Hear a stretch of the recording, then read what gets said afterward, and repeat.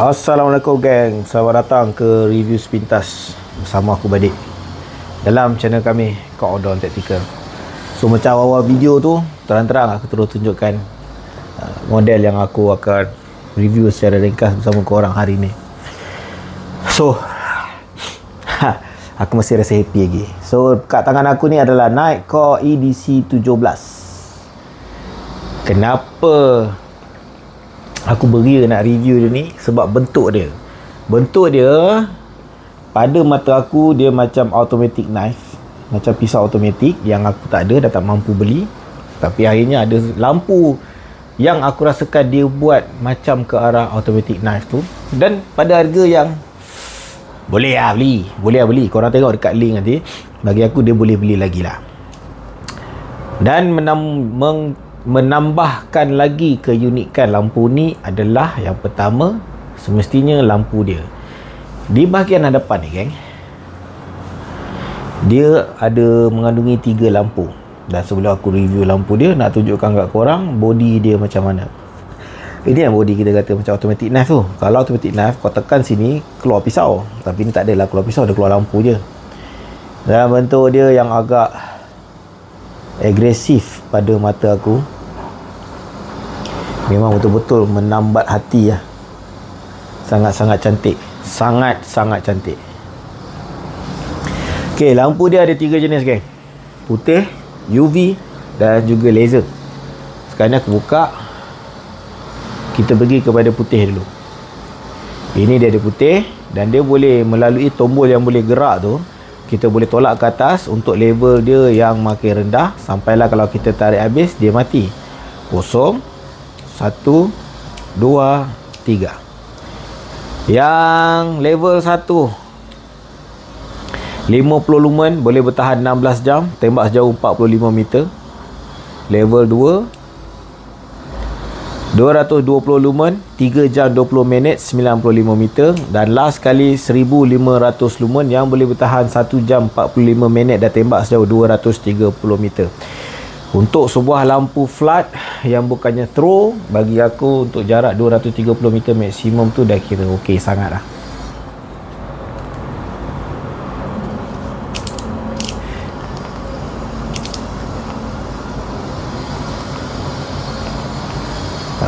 Okey. Kedua, ini aku buka pada level 3. Bila kita tekan pada button mode, dia boleh tukar kepada laser. Nampak? Tak boleh lah seluruh mata, bahaya kan. Ada laser Dan last sekali bila kita tukar pada button mode, mati. Ini level 1. Nampak kekotoran. Level 2 makin cerah. Dan level 3 paling cerah. Jadi ada 3 lampu yang agak signifikan untuk penggunaan harian, iaitu lampu putih, laser dan juga UV. Walaupun aku yakin laser dengan UV ni tidaklah kita nak pakai selalu, tapi kalau ada tu nanti pandailah kamu nak guna untuk apa kan. Overall bagi aku buat masa ni, untuk line EDC, dia ni yang paling menambat hati berbanding dengan EDC yang lain, lampu EDC yang lain, khususnya daripada keluaran Nightcore. Sebab bagi aku gabungan gaya, gabungan cahaya yang paling unik lah. Ada lagi satu yang on the way, nanti aku nak akan beli, InsyaAllah aku akan review dalam bulan depan. Itu aku tak pasti yang itu lagi best ke yang ni lagi best. Itu nanti bila barang tu sampai, aku buat review, baru aku boleh kongsikan lah model yang mana satu dalam kepala aku. Bateri dia built-in 1500 mAh. Nak cas pun senang, Type C cocok dekat belah tepi ni je. Dia ada juga menyediakan glass breaker di bahagian belakang. Ni ada glass breaker satu titik tu kan, itu glass breaker. Dan yang best dia, dengan glass breaker dia ni, bila kita pegang, dia ada macam stopper kat sini. Dia nak tengah titik ni stopper dia. So bila kita pegang dan bayangkan ada hentakan, tidaklah mudah untuk jari ni terlucut berbanding kalau kau pegang macam ni kan. Tolak boleh pergi. Tapi kalau kau pegang macam ni, sebab ada stopper tu, menyukarkan tangan kau melucut. So tu dia, guys, review buat masa ni.